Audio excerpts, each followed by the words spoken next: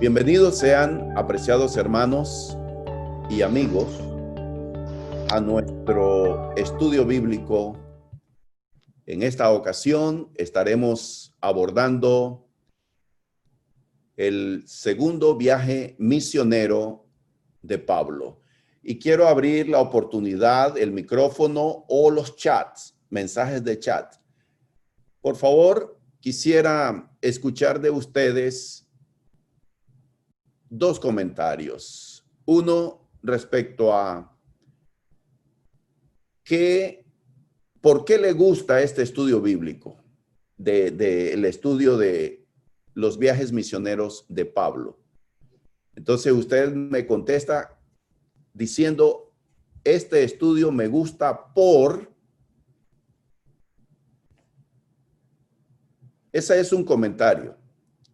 El otro comentario es, ¿qué desean aprender en la lección de hoy, en el segundo viaje misionero de Pablo? Una cosa que ustedes quieren aprender. Y hago esta pregunta porque asumo que ustedes han leído los pasajes que comprenden, registran este segundo viaje misionero de Pablo y han meditado en el tema. Entonces, ¿qué quisieran ustedes aprender? Ese es el segundo comentario. Lo primero, me gusta este estudio por, si usted tiene alguna razón por la que le gusta en particular, comparta con nosotros. O, ¿qué desea usted aprender en la lección de hoy? Abro el micrófono para ver en un minuto, escuchar comentarios de ustedes. Alguno de estos dos comentarios. O usen el chat para que escriban y yo puedo leer entonces sus comentarios. Vamos.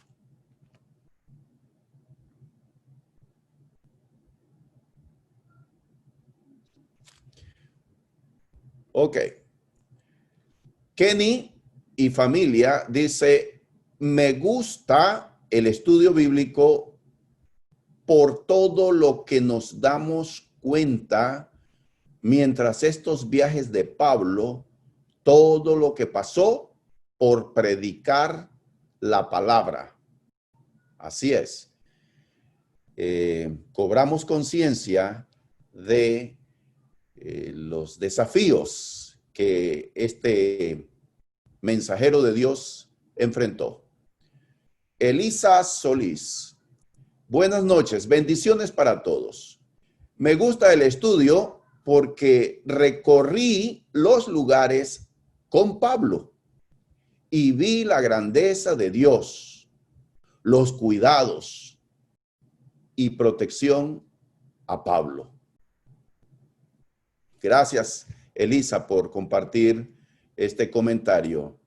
Dios cuidando y protegiendo a Pablo, aunque sufrió, padeció. Vimos que en el primer viaje fue apedreado y muchos comentaristas, incluyéndome yo, creo que Pablo murió en esa ocasión, apedreado, pero que Dios lo resucitó. Eso es lo que yo pienso. Es una opinión, nada más. También aquí tenemos nuestra hermana Delia Verdiales. Dice, me gusta porque sus relatos nos trasladan a esos viajes y complementan nuestro aprendizaje. Muy bien. Muchas gracias por sus comentarios de por qué le gusta el estudio Los viajes misioneros de Pablo. Y nadie ha escrito alguna pregunta o algún objetivo para la lección de hoy. ¿Qué le gustaría aprender en esta lección? Hermano Gonzalo. Sí, hermano, lo escuchamos. Bueno, mire, sí, hoy quedé perdido porque he estado muy trajinado en ciertas cosas, pero no se queda de lo que uno ve sobre Pablo. Es la valorización que Pablo le da a la palabra, la valorización que Pablo le da a Cristo Jesús. Amén. Gracias, hermano Ricardo. Excelente. Muy bien, nuestro hermano Gerardo Ríos dice que tiene problemas con Buenas el noches, internet. Dios lo bendiga. Ahora le doy la palabra al hermano Calazán. Quiero leer del hermano Chachito. Dice, me gusta este estudio porque en él aprendemos cómo se debe evangelizar. Muy bien. Hermano Calazán, le doy el micrófono. Sí, sí, hermano, buenas noches, Dios lo bendiga. Amén. Sí me gusta en el sentido de que uno, en estos viajes misioneros del apóstol Pablo, uno también está enseñado a la humildad y la confianza en el Señor. Que Él siempre, en los momentos difíciles, bien difíciles, su confianza siempre estaba en el Señor, que todo se podía hacer de la Amén. voluntad de Dios. Así es, hermano Calazán. Muchas gracias, hermano. Muy bien, sigo leyendo los comentarios que ustedes están enviando. El hermano Gerardo Ríos dice, todos vamos a enfrentar dificultades al expandir el evangelio. Así es.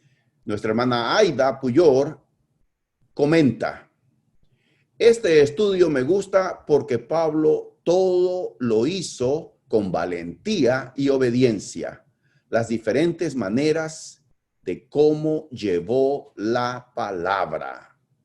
Elisa Solís comparte, dice, aprendemos que a pesar de los problemas, Pablo no dejó de llevar la palabra. Aprovechaba cada vez que le llegaba a los diferentes lugares y predicaba. Muy bien, muchas gracias por compartir sus comentarios y vamos a entrar entonces a nuestro estudio de esta noche.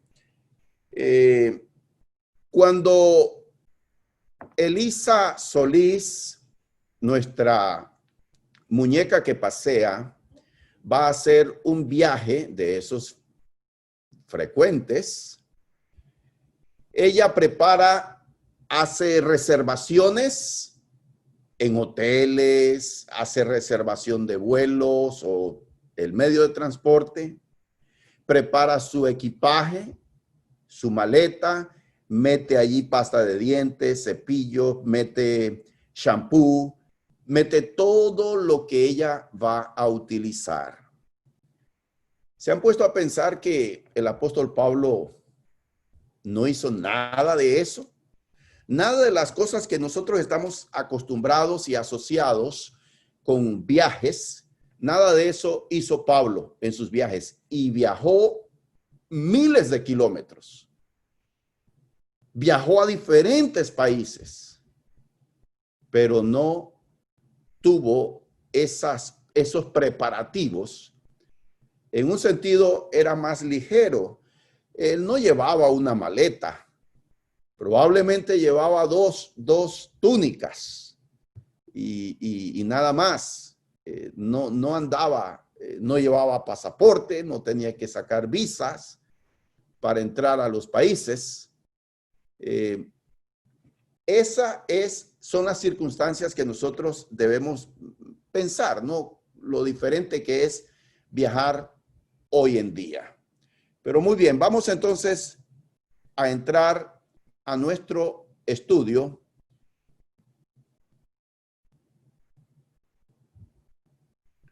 Ok, segundo viaje misionero de Pablo. El pasaje o los pasajes bíblicos que registran este segundo viaje misionero está Hechos capítulo 15, versículos 36 hasta el capítulo 18, del 1 al 23. Allí usted encuentra la narración, el registro histórico de este viaje de Pablo. La fecha, ustedes pueden ver asteriscos. Hay dos fechas, una 47 al 51 o la otra fecha del 49 al 52 después de Cristo. Estas son fechas probables. No hay nada definitivo. Pero lo que sí sabemos es que estos viajes de Pablo, así como el primero, demoraban por lo menos 2 o 3 años. Eso era lo que duraba cada viaje misionero de Pablo. No era un mes, no era una semana, eran 2 o 3 años viajando. Según cálculos hechos, en este segundo viaje, el apóstol pudo haber recorrido 4,023 kilómetros. Ahora, si le preguntáramos a Pablo cómo le gustaba viajar a él, si por tierra o por barco, seguramente que Pablo nos diría, prefiero caminar. Si yo puedo evitar montarme a un barco, lo hago, nos respondería Pablo. En este segundo viaje misionero, otro dato importante es que él visitó 5 nuevas ciudades. No estoy incluyendo las ciudades donde él pernoctó, ciudades por las que él pasó de largo. Estoy hablando de ciudades en las que él se detuvo a predicar.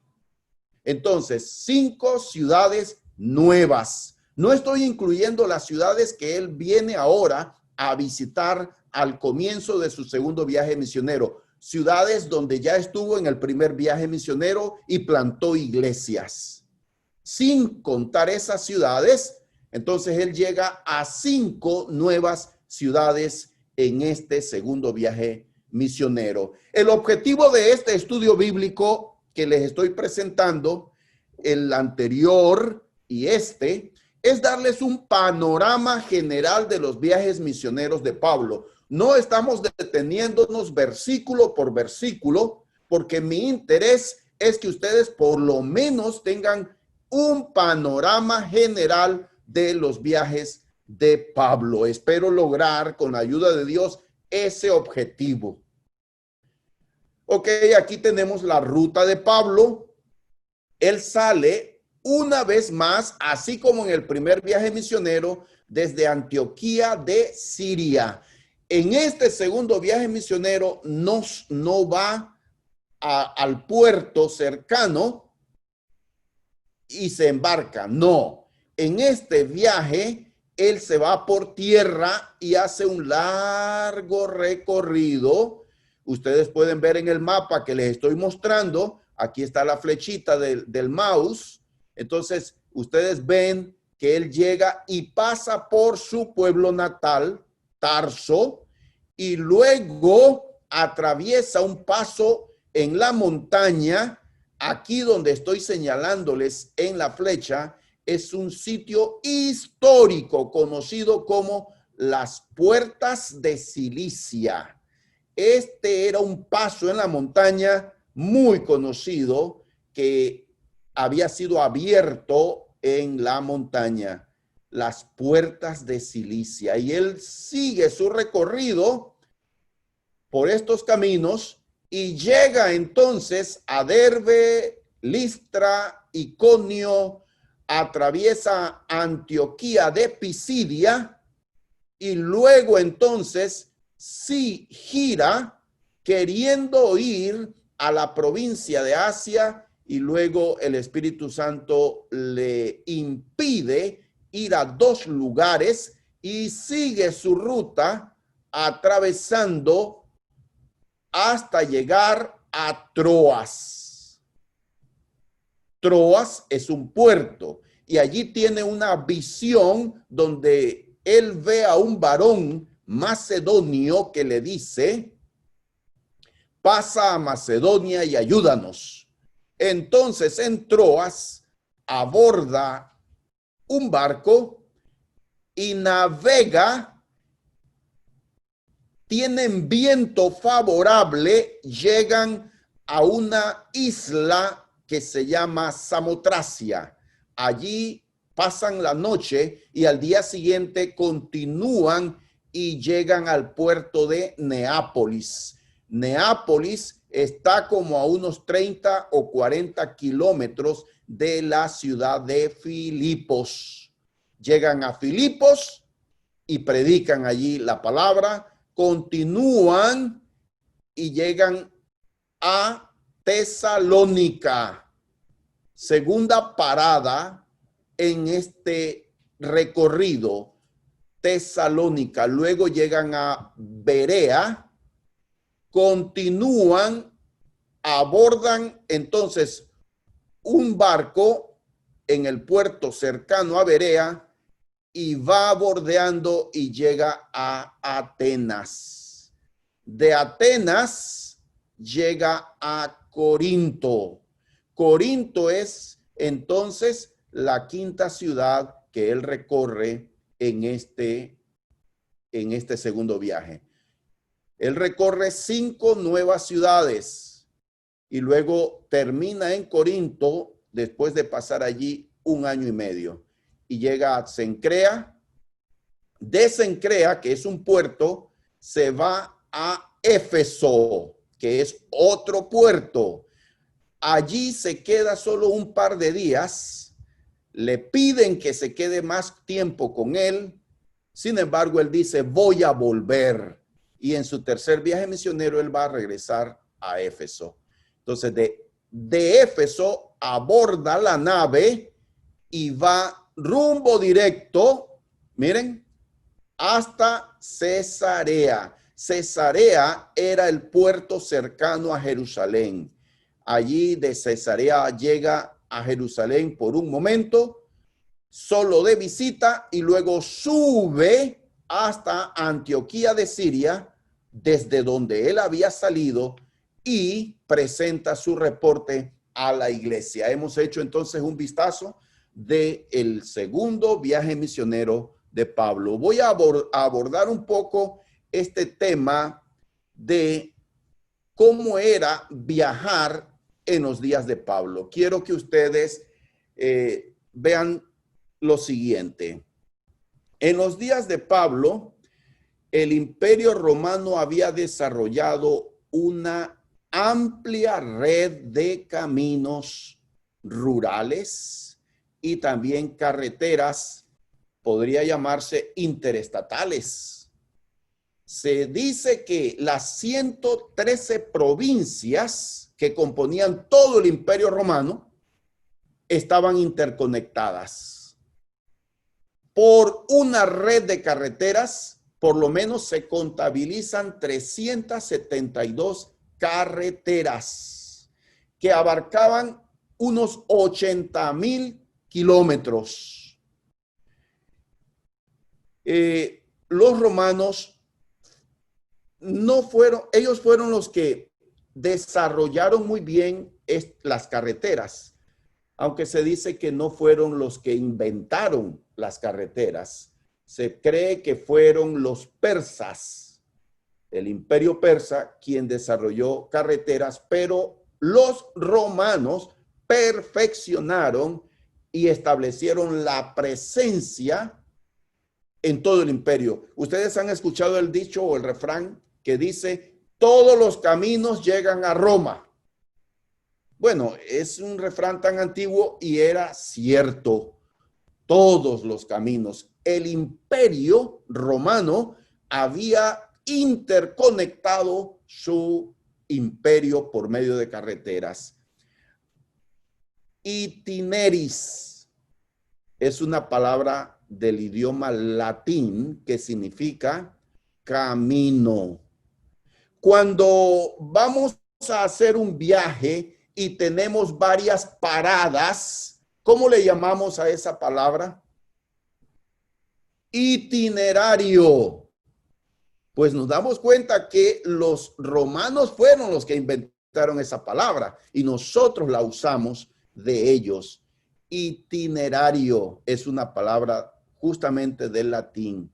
Itineris es camino, carretera. ¿Alguien tiene una idea de qué es esta fotografía que les estoy presentando en pantalla?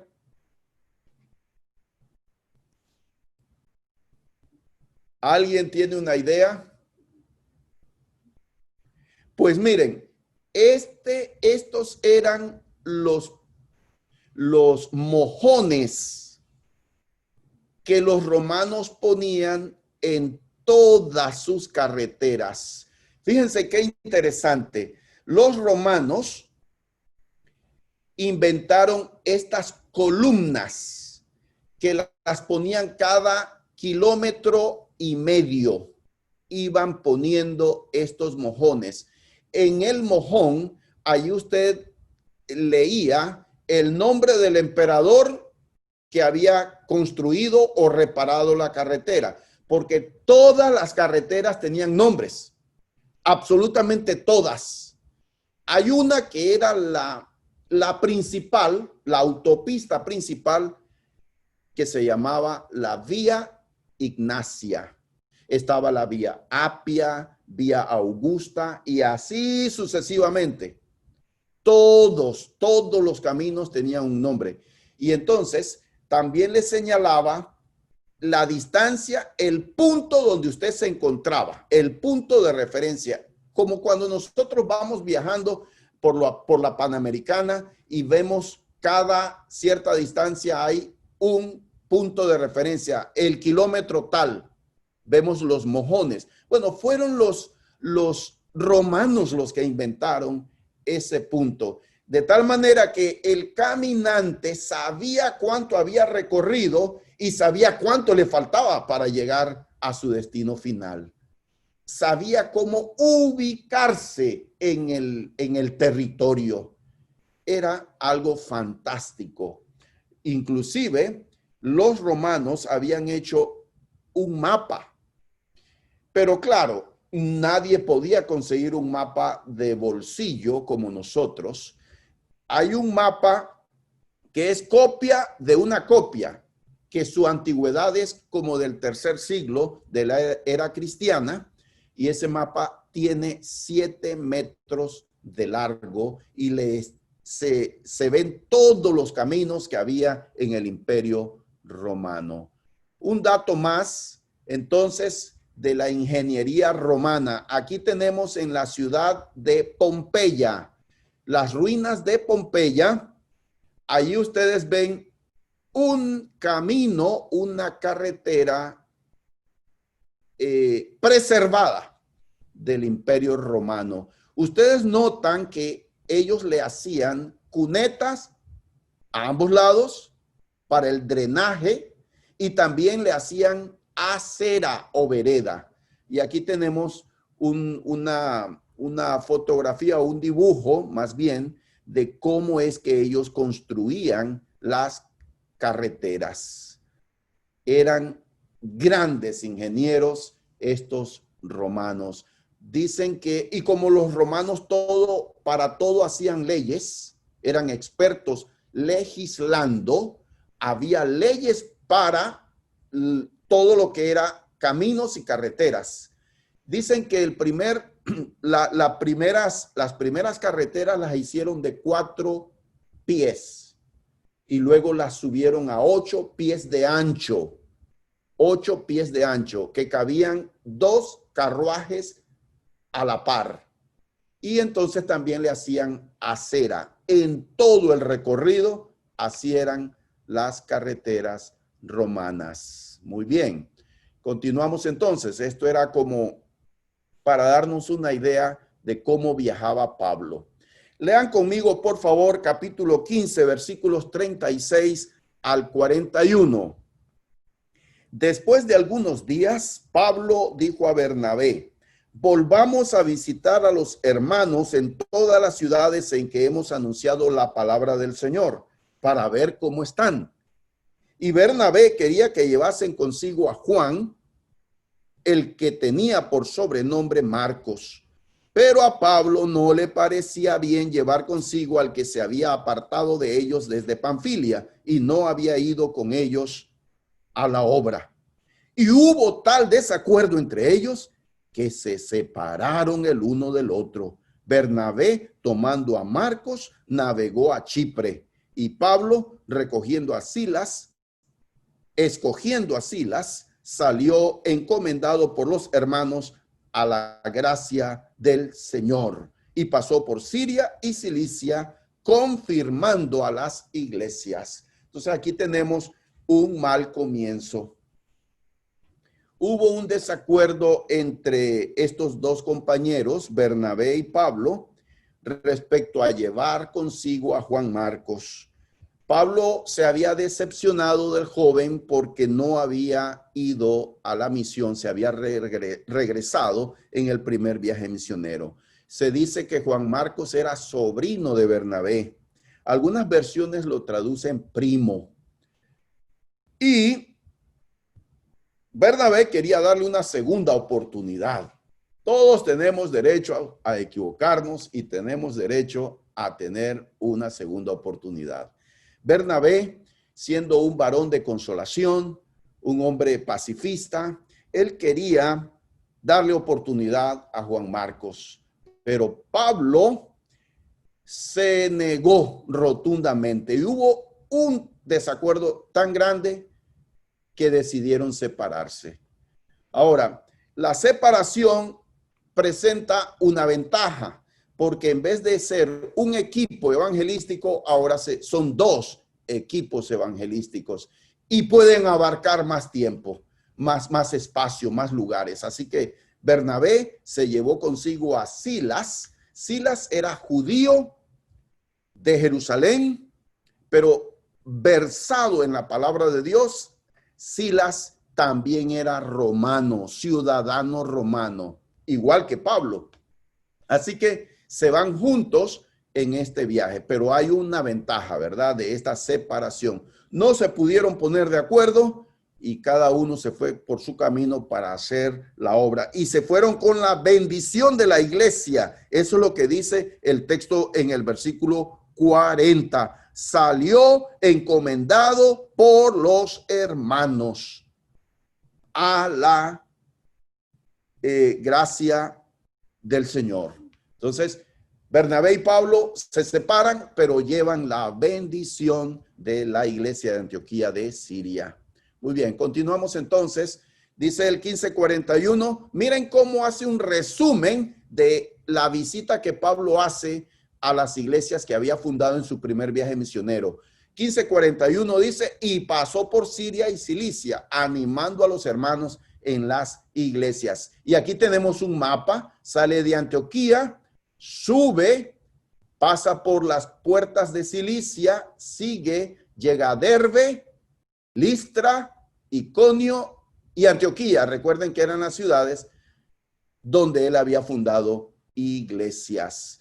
Entonces, qué fácil se lee en pocas palabras, en un versículo, algo que pudo haber, un recorrido que pudo haberle tomado semanas, desde Antioquía hasta Listra, un recorrido largo, cansado y lleno de peligros en el camino, con mucha hambre y sed.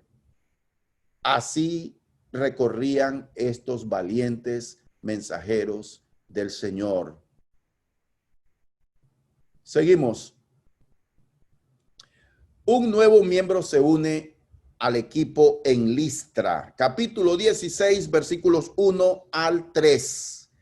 Después llegó a Derbe y a Listra, y he aquí, había allí cierto discípulo llamado Timoteo, hijo de una mujer judía creyente, pero de padre griego. Y daban buen testimonio de él los hermanos que estaban en Listra y en Iconio. Quiso Pablo que éste fuese con él y tomándole, le circuncidó por causa de los judíos que había en aquellos lugares, porque todos sabían que su padre era griego. Notemos algo interesante aquí. Pablo llega a Listra y ahí se encuentra en esa ciudad a Timoteo.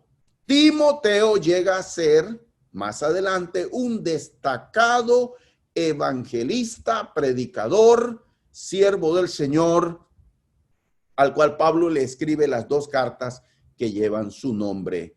Carta a Timoteo, primera y segunda. Timoteo era de madre judía, pero de padre griego. Él había sido criado y educado en la ley del Señor por su madre y su abuela. Lo habían instruido. Él era de fe judía, de religión judía, pero no se había circuncidado. Recuerden que todo judío era circuncidado a los 8 días de nacido, porque la circuncisión era señal de que era miembro del pueblo del pacto, del pueblo de Dios. La circuncisión. Ahora, Pablo decide llevarlo. Todos hablan bien de él, dan un buen testimonio de Timoteo. Y Pablo decide circuncidarlo. Dice por causa de los judíos, pero aquí nos plantea un asunto de que podría ser motivo de discusión amplio, que no lo vamos a hacer en este momento. Si Pablo predicaba que la circuncisión no era nada, porque era una señal de un pacto que ya se cumplió, y que la circuncisión no es en la carne, sino en el corazón, y que uno es circuncidado en un sentido espiritual cuando obedece al evangelio y es bautizado. ¿Por qué Pablo entonces circuncida a Timoteo? Un pasaje que podría respondernos esta pregunta es Primera de Corintios capítulo 9, versículo 20, donde Pablo habla de una filosofía, una regla que él usaba, donde él dice: me he hecho a los judíos como judío para ganar a los judíos, a los que están sujetos a la ley, aunque yo no esté sujeto a la ley, como sujeto a la ley para ganar a los que están sujetos a la ley. Entonces él habla allí de que en algunas cosas él no le prestaba atención a fin de identificarse con la persona, si eran judíos o gentiles. Probablemente sea una de las razones. Y dice 16:5, miren cómo hace un resumen de la visita que hace Pablo a las iglesias fundadas en el primer viaje misionero. Así que las iglesias se afirmaban en la fe y el número de creyentes aumentaba cada día. Yo quiero que resalten esto. Todo en el viaje primero y segundo de Pablo, misionero, todo es extraordinario, todo. Aún los acontecimientos fuera de lo que es evangelización. Pablo es apedreado y dejado muerto o como muerto. Eso es extraordinario. Ahora vamos a ver grandes cosas, cosas extraordinarias que hace Dios en este viaje.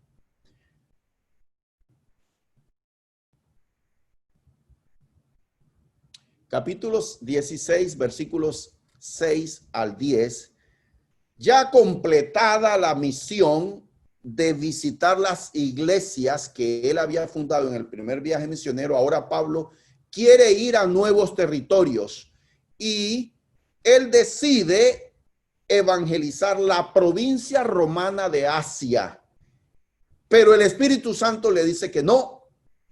Y luego quiere ir a otro extremo de la misma provincia, a otro sector, pero el Espíritu Santo se lo impide en 2 ocasiones. Y ante esta negativa, Pablo sigue caminando y llega a Troas. Aquí tenemos un mapa. Llega a Troas. Y en Troas, entonces, ocurre esto. Capítulo 16, el versículo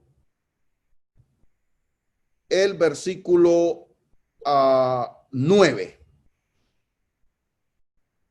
Dice el 8, y pasando junto a Misia, descendieron a Troas.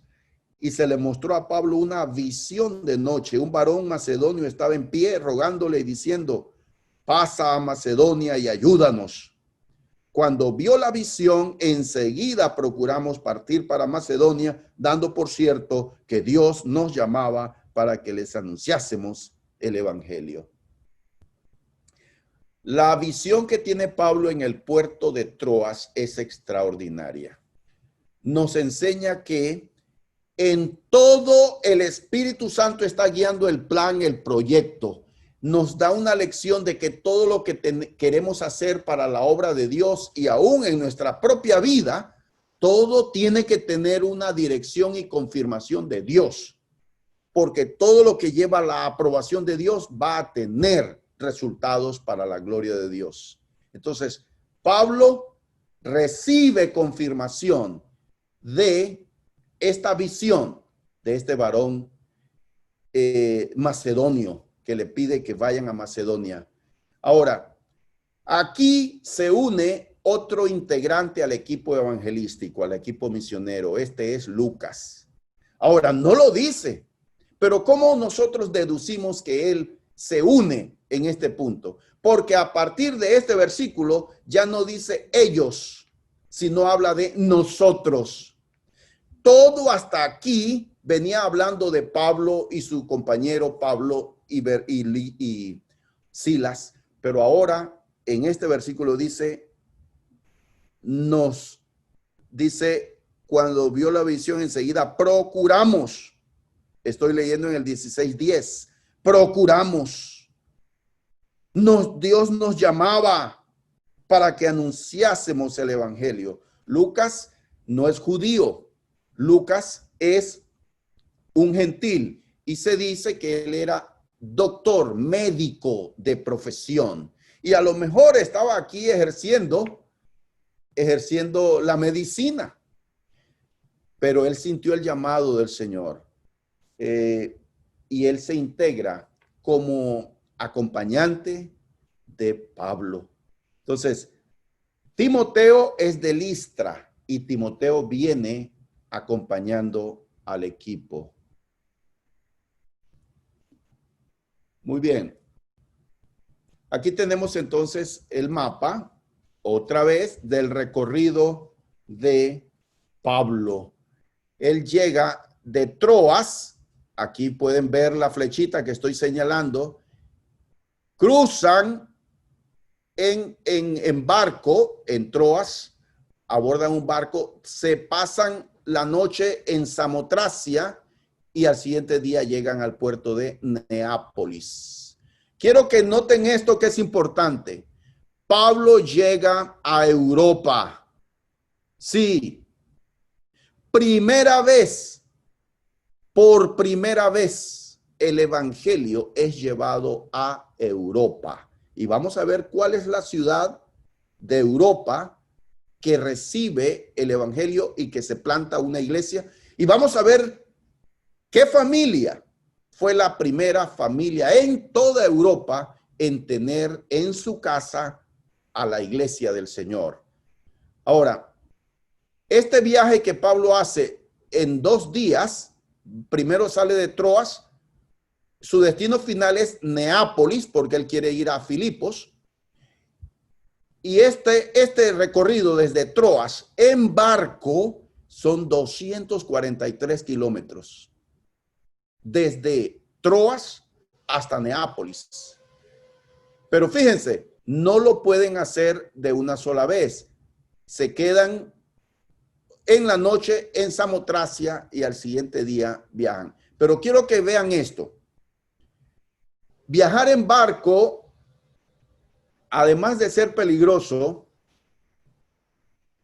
todo dependía del viento, de las circunstancias. Este viaje que Pablo hace de un día para otro desde Troas a Neápolis, en el siguiente viaje le toma 5 días hacer ese viaje. Así que vemos las dificultades que él pasaba. Capítulo 16, versículos 12 al 15, dice así: y de allí a Filipos, que es la primera ciudad de la provincia de Macedonia y una colonia romana, y estuvimos en aquella ciudad algunos días. Noten esto, colonia romana, es decir, era una ciudad romana, no era una ciudad de otro país, era territorio romano. Había sido anexada, esta ciudad griega había sido anexada legalmente por los romanos y era ciudad romana, una colonia. Es decir, que los habitantes de allí eran ciudadanos romanos. Ahora, dice que llegaron Filipos, entonces es la primera ciudad de Europa a la que Pablo llega. Dice el 13, y un día de reposo salimos fuera de la puerta junto al río donde solía hacerse la oración y sentándonos hablamos a las mujeres que se habían reunido. Entonces una mujer llamada Lidia, vendedora de púrpura de la ciudad de Tiatira, que adoraba a Dios, estaba oyendo, y el Señor abrió el corazón de ella para que estuviese atenta a lo que Pablo decía. Y cuando fue bautizada y su familia, nos rogó diciendo: si habéis juzgado que yo sea fiel al Señor, entrad en mi casa y posad. Y nos obligó a quedarnos. Noten esto, este pasaje es extraordinario. Primero, la primera ciudad de Europa que recibe el evangelio es Filipos. En esta ciudad no había sinagoga, y la razón es que estaban en la orilla del río reunidos, pero era una reunión de solo mujeres. Probablemente no había judíos varones en esa ciudad. Pero lo interesante es que quien liderizaba ese grupo o se destacaba era una mujer gentil convertida a la fe judía. Se llama Lidia, de Tiatira. Tiatira es una ciudad de Asia, de la provincia romana llamada Asia. Entonces Pablo había querido ir a Asia y el Espíritu Santo no se lo permitió. Pero ahora llega a Europa guiado por el Espíritu Santo, y la primera conversión que tiene es una mujer de Asia, pero que vive en Europa. Lidia de Tiatira, una mujer de negocios, una mujer adinerada, se bautiza ella y su familia, pero quiero que noten que la palabra familia allí, que también se bautiza con ella, no es necesariamente sus hijos o su esposo, porque no menciona nada a su esposo. Familia en aquel tiempo y en el contexto cultural incluía esclavos, sirvientes. Su casa eran todos los que vivían en su mansión, en su residencia. Y allí, después de haberse bautizado, ella le dice a Pablo que si considera que ella es una cristiana de verdad, que se hospede en su casa. Esto nos plantea otra pregunta: ¿dónde se hospedaban estos misioneros? Donde les agarrara la noche. Y si había un alma caritativa como ella, entonces podían entrar a una casa. Aquí vemos que ella, Lidia, recibe a Pablo y le dice, y Pablo se queda todo el tiempo que está en Filipos, se queda en casa de Lidia de Tiatira. Más adelante, la historia habla de que había una joven poseída por un espíritu de adivinación, y que cuando Pablo salía recorriendo las calles de Filipos predicando, ella iba detrás. Ella era una esclava que le daba mucho dinero a sus amos, adivinando, supuestamente adivinando, ¿verdad? Supuestamente adivinando.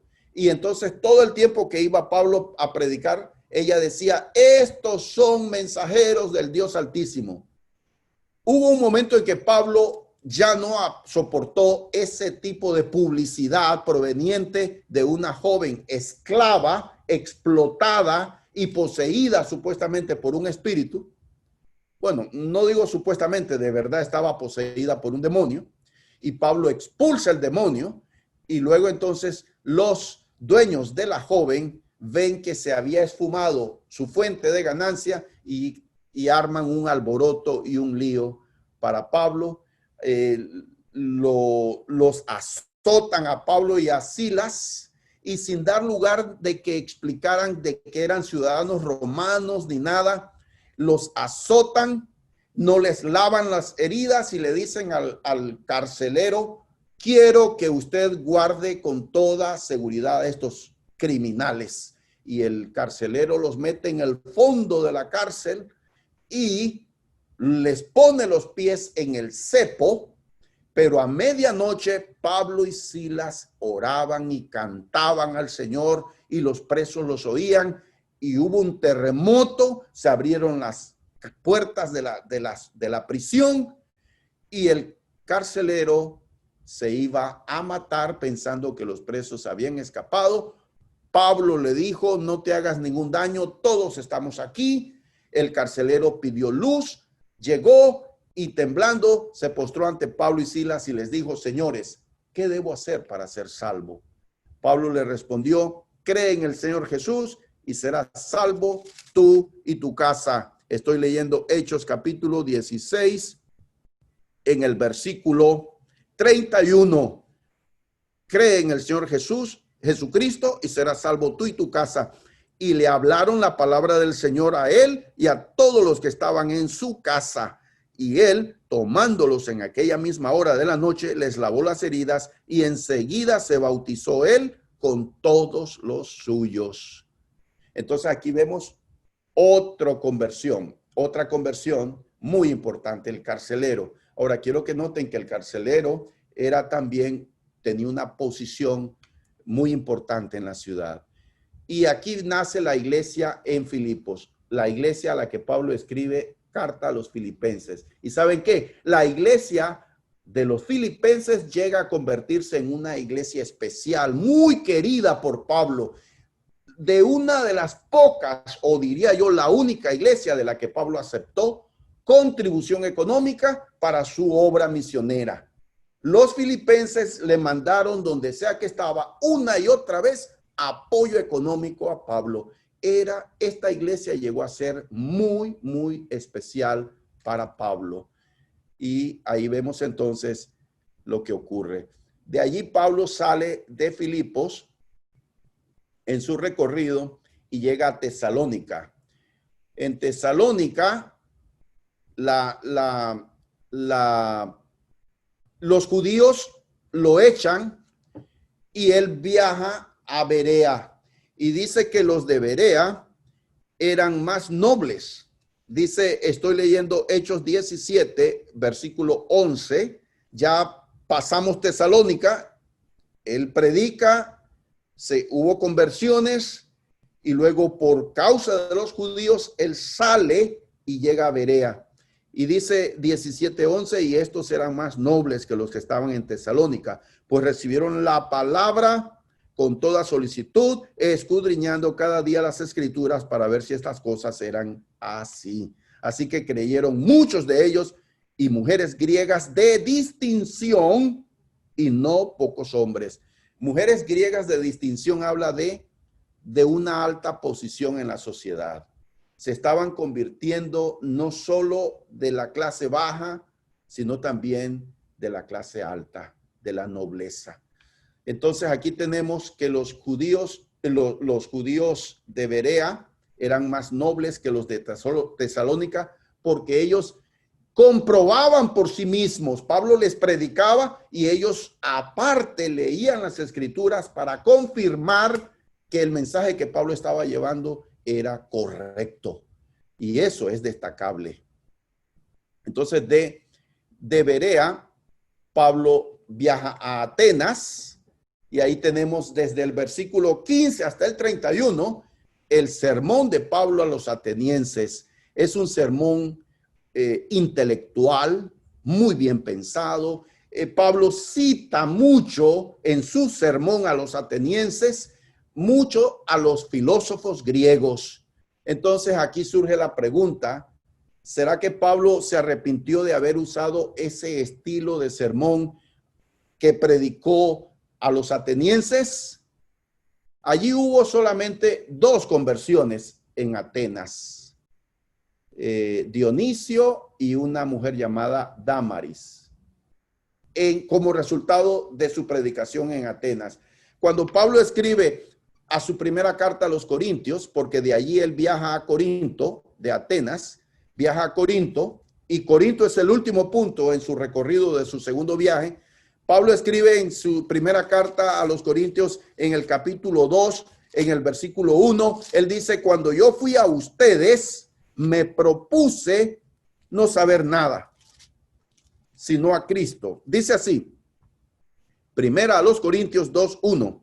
Así que, hermanos, cuando fui a vosotros para anunciaros el testimonio de Dios, no fui con excelencia de palabras o de sabiduría, pues me propuse no saber entre vosotros cosa alguna, sino a Jesucristo y a este crucificado. Algunos opinan que este comentario que Pablo hace a los corintios es en referencia al estilo de predicación que él usó en Atenas. Corinto es parte también de la región de Macedonia, de Acaya, y ahí entonces se encuentra en Corinto con una pareja muy destacada, pareja de esposos cristianos, Priscila y Aquila.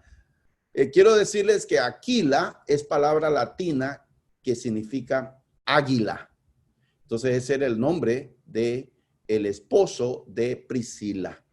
Eran judíos romanos. Habían sido expulsados por el emperador romano, Claudio, y habían llegado entonces a Corinto. Dice aquí, capítulo 18, versículo 1 al 17, que Pablo se quedó 1 año y medio en Corinto. 1 año y medio. Y de ahí entonces se va de Corinto, hace una escala en Éfeso, capítulo 18, versículos 18 al 21, y de Éfeso, que era un puerto, se embarca hacia Cesarea, hace una pequeña escala en Jerusalén y luego se va a Antioquía, su destino final. Capítulo 18, versículos 21 y 22 dice así: sino que se despidió de ellos diciendo, es necesario que en todo caso yo guarde en Jerusalén la fiesta que viene, pero otra vez volveré a vosotros si Dios quiere. Y zarpó de Éfeso. Habiendo arribado a Cesarea, subió para saludar a la iglesia y luego descendió a Antioquía. Entonces, y allí vemos que Pablo llega de regreso a Antioquía. Gracias por participar, gracias por compartir. Que Dios me los bendiga.